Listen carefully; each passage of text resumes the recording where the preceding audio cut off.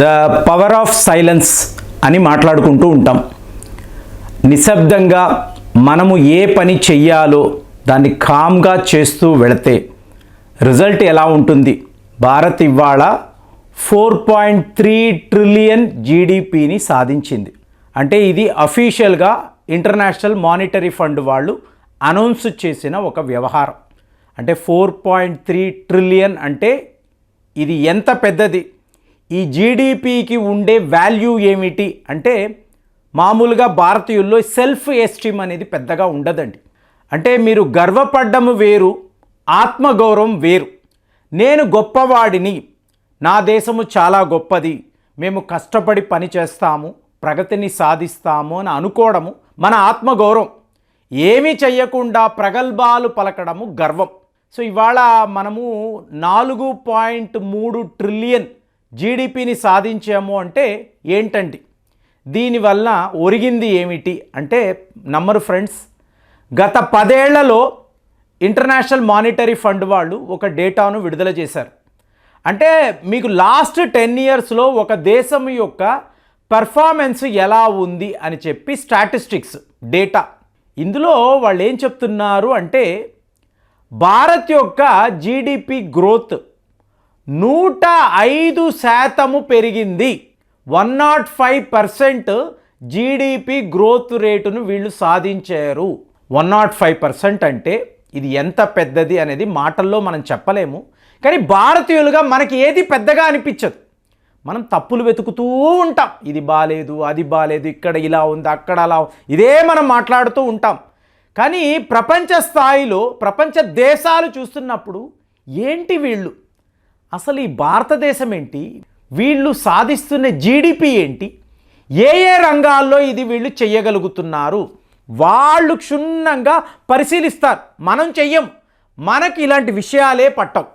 So ఇప్పుడు అమెరికాను చూశారు అనుకోండి, లాస్ట్ 10 ఇయర్స్ అగ్రరాజ్యము నెంబర్ 1 జీడిపి, వాళ్ళు 66% మాత్రమే సాధించారండి. అలాగే చైనా అన్నారు అనుకోండి, కొంతమంది 76% అంటున్నారు, కొంతమంది 44% మాత్రమేనండి. ఎందుకు? చైనా వాడు చేసే అప్పులు, వరల్డ్ బ్యాంక్ వద్ద వాడు తీసుకుంటున్న అప్పులు, దానిని కూడా జీడిపిలో కలిపేస్తాడు, వాడి గ్రోత్ రేటులో కలిపేసుకుంటాడు. కాబట్టి చైనాను మనం లెక్కలోకి తీసుకోకూడదు. కానీ మీరు గమనించారు అనుకోండి, యూరోప్లో ఒక అగ్రరాజ్యము ఫ్రాన్స్. సో ఫ్రాన్స్తో మీరు కంపేర్ చేసుకున్నారు అంటే మనము ఎక్కడ మొదలుపెట్టాము, ఎక్కడ ఉన్నాము క్లియర్గా తెలుస్తుంది. ఇప్పుడు 2015లో ఫ్రాన్స్ యొక్క జీడిపి 2.4 ట్రిలియన్. మరి భారత్ అన్నారు అనుకోండి, ఇది 2015లో చెప్తున్నాను, 2.1 ట్రిలియన్ మాత్రమే. మరి ఇవాళ పరిస్థితి ఏంటి? ఫ్రాన్స్ గురించి అసలు మనం ఆలోచించడమే లేదు. వాళ్ళు ఎక్కడో ఉంటారండి అని మాట్లాడుతున్నాం. మన మిత్రదేశమే, కానీ జీడిపి అన్నప్పుడు మనం ఏ స్థాయిలో ఎదిగిపోయాము అంటే ఇవాళ కూడా ఫ్రాన్స్ యొక్క జీడిపి 3.3 ట్రిలియన్ మాత్రమే. మరి భారత్ ఎక్కడ దాకా వచ్చిందండి? 4.3లో ఉన్నాం. సో 4.3 అంటే ఒకే టైంలో ఇద్దరి జర్నీ అనుకోండి. మనము 1 ట్రిలియన్ అమెరికన్ డాలర్స్ మీకు ముందు ఉన్నాము. అలాగే 10 ఏళ్లలో మీకు జీడిపిలో టాప్ కంట్రీ ఏది అంటే మనమే. నమ్మరు ఎవరు? మనమే. ఇది ఇండియా టుడేలో ఒక ఆర్టికల్, దాని గురించి నేను మాట్లాడుతున్నాను. ఇప్పుడు దీనివల్ల మనకేంటండి, ప్రపంచంలో టాప్ 5 జీడిపిలో మనం ఉంటాం. సో ఇది ఎంత పెద్ద వార్త. ఆసియా ఖండములో ఒక పేద దేశము, ఒక డెవలపింగ్ కంట్రీ, ఎక్కడ చూసినా కటిక పేదరికము, సరైన ఉద్యోగ అవకాశాలు ఉండవు, మీకు ప్రజలు స్లమ్స్లో నివసిస్తూ ఉంటారు, ఇలాగ ప్రొజెక్షన్ ఇచ్చిన ఒక కంట్రీ. ఇప్పుడు ఈ ప్రముఖ దర్శకులు తీసుకున్నారు అనుకోండి, వాళ్ళు ఏం చూపిస్తారండి? ఇండియా అంటే మీకు పేదరికం, అంటే ఒక స్లమ్ డాగ్ మిలియనర్ అన్నారు అనుకోండి, ముంబైలో ఎంతెంత పెద్ద బిల్డింగ్లు ఉంటాయండి, ఎలాంటి స్కై స్క్రేపర్స్ ఉంటాయి, అవన్నీ వాళ్ళు పట్టించుకోరు. నేరుగా ఈ స్లమ్స్ ఎక్కడ ఉన్నాయి, ఒక ధారవి అనండి, కామాటీపుర అనండి, అక్కడికి వెళ్ళి ఇదేరా అసలు సిసలైన భారత్. ఇది అప్పట్లో సత్యజిత్ రే గారి కాలం నుంచి కూడా భారత్లో పేదరికాన్ని చూపిస్తే మీకు బోల్డ్ అని అవార్డులు వస్తాయని చెప్పి మాట్లాడుకునేవాళ్ళు. కానీ ఇప్పుడు పరిస్థితి ఏంటండి, ఒక ఫ్రాన్స్ కన్నా యూకే కన్నా మన పాలకులు కదా, యూకే అనబడే దేశం మన పాలకులు కదండి, వాళ్ళు అట్టడుగున ఉన్నారు. వాళ్ళకి ఎక్కడ అసలు జీడిపి గ్రోత్ అన్నారు అనుకోండి, లాస్ట్ ఇయర్ 2024 మీరు చూసారనుకోండి, భారత్ యొక్క GDP growth rate 7%, number 1 position. అదే అమెరికా, ఇంతలా మాట్లాడుతున్నారు కదా, అమెరికా యొక్క జీడిపి ఎంత, 2.8% మాత్రమే గ్రోత్ రేటు చెప్తున్నాను. ఎక్కడా వాళ్ళు ఎక్స్పోర్ట్స్ అనండి, వ్యాపారము అనండి, వాళ్ళ ట్రేడ్ పాలసీలోనే ప్రాబ్లమ్స్ ఉన్నాయి. చైనా వాడు ఎంత మాట్లాడతాడు, 4.8%లో మాత్రమే ఉన్నాడు. తక్కిన దేశాలు ఈ యూకే, ఫ్రాన్స్, ఇంకా జపాన్ లాంటి దేశము నెగటివ్లో ఉన్నారండి, నెగటివ్ ప్రొఫైల్లో ఉన్నారు.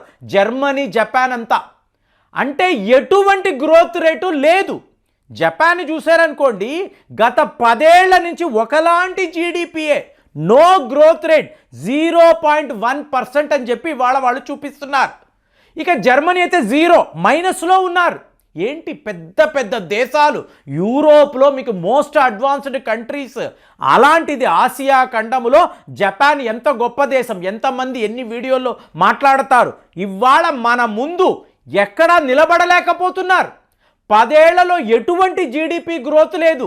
ఇవన్నీ మీరు చూసారు అనుకోండి, మనము సైలెంట్గా చేస్తున్న ఈ వ్యాపారం, మన ట్రేడ్ పాలసీ, మన యొక్క ప్రొడక్షన్ లింక్డ్ ఇన్సెంటివ్స్, ఇలాగ ఎన్నో స్కీములు, ఇవాళ 65% ఆయుధాలు భారత్లోనే తయారవ్వడము అనేది ఎంత పెద్ద వార్త.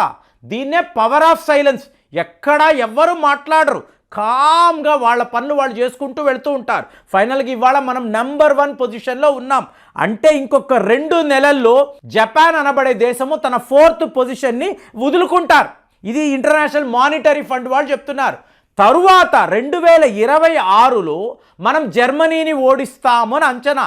నా వరకు ఈ డిసెంబర్ వచ్చే నాటికి జర్మనీ కూడా మన ముందు ఓడిపోతుంది.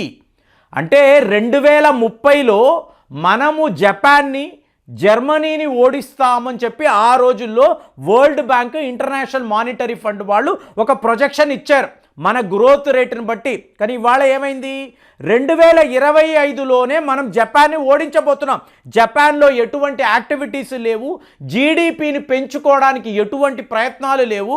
కాబట్టి మనం ఇదే లెక్కన ఇంకొక 2 మంత్స్ కంటిన్యూ అయితే జపాన్ ఓడిపోతుంది. అలాగే 2025 డిసెంబర్ వచ్చే నాటికి ఆల్రెడీ జర్మనీకి అమెరికాకు మధ్య గొడవలు కదా, శత్రుత్వము కదా. కాబట్టి జర్మనీ కూడా తన జీడిపిని పెంచుకునే పరిస్థితిలో లేదు. సో అలా అన్నప్పుడు అమెరికా, చైనా, తరువాత భారత్.